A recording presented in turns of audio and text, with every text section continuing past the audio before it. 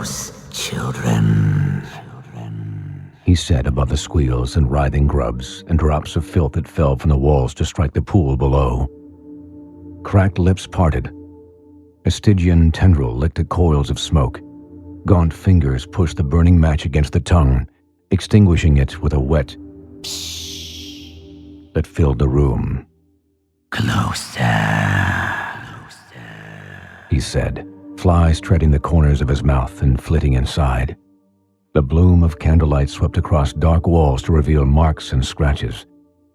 As the light settled in place, a picture formed in the gouges and cracks, a scene carved on the walls of a nightmare. Let us tell you a story. There was a growing shape in the dusk, faint and gray like a shadow. It was moving fast and coming straight towards them. Billy heard a voice. No more.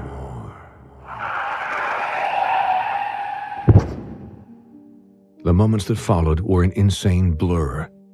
Shock and agony, blood and breathlessness, waves of sheer terror, not all of them Billy's.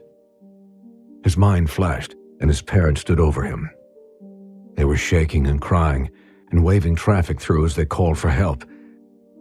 As he lay there, crumpled and bloody on the ribbon of asphalt, the boy remembered running out to help a cat for some reason. And when he heard his mother's wail over the hushed chatter of those who stopped to gawk, Billy tried very hard to convince himself that it was all just a terrible dream.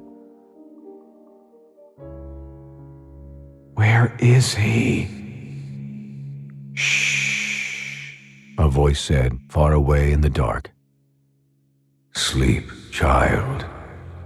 Wish yourself good dreams.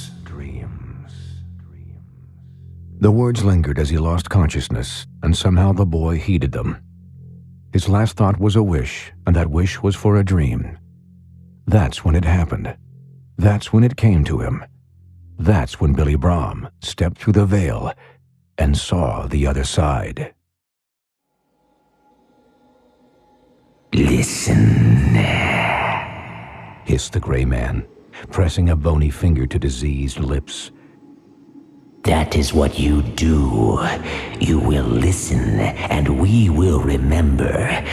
Then you will help us find it. The rats squealed and shrieked in chorus, and the room rumbled.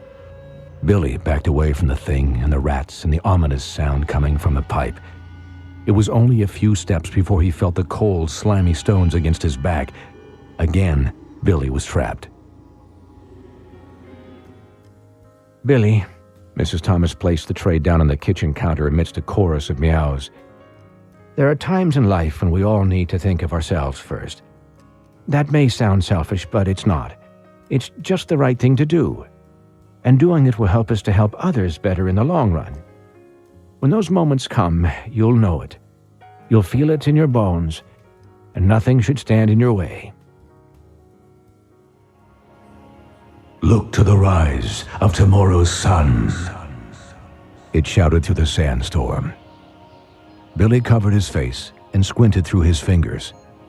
The thing that spoke stood over him now. Its shroud spread like a dark angel's wings in the gale. And then, Billy said, fumbling to his knees in its shadow. What do I do then? The thing bent down and pulled the boy's hands from his face. You will know. It growled from behind a veil of black cloth, its golden eyes revealed. Wait for the sign. It threw its cloak around the boy, and the world went dark. My ex used to say, Cal, the greatest souls are seared with scars.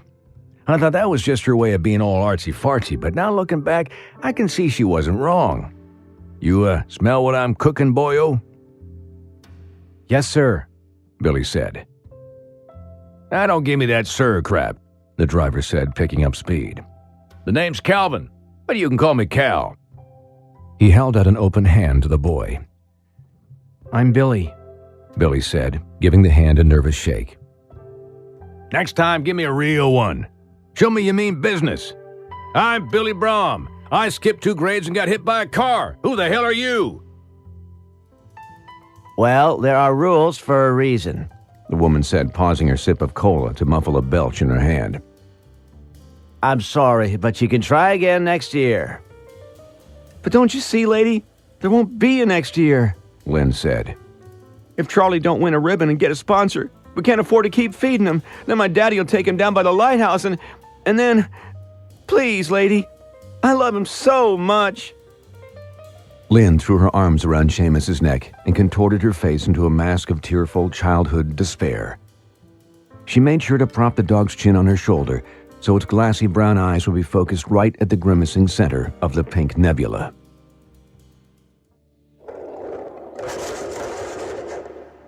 Billy froze. The sound hadn't come from the other side of the cellar. It was too loud. Too close.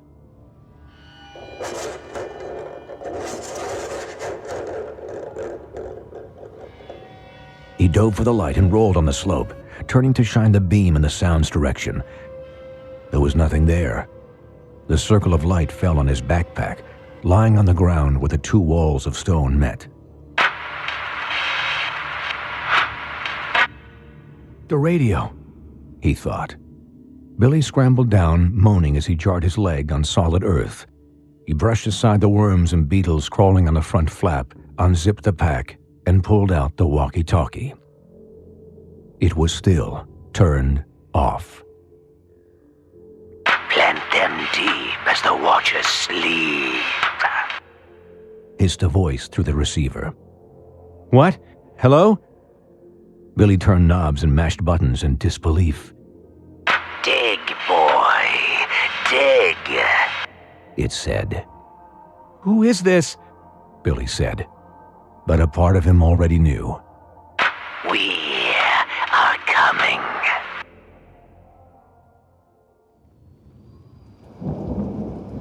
He looked up at the stars as the storm closed in and saw them extinguished, one by one, until just 2 remained.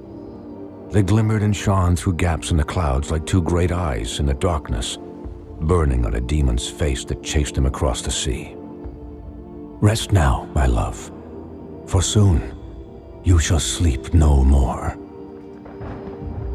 With a gust of wind, the eyes blinked out, shut tight in the storm. Far below, a lone man tilted back his head and howled at the darkness.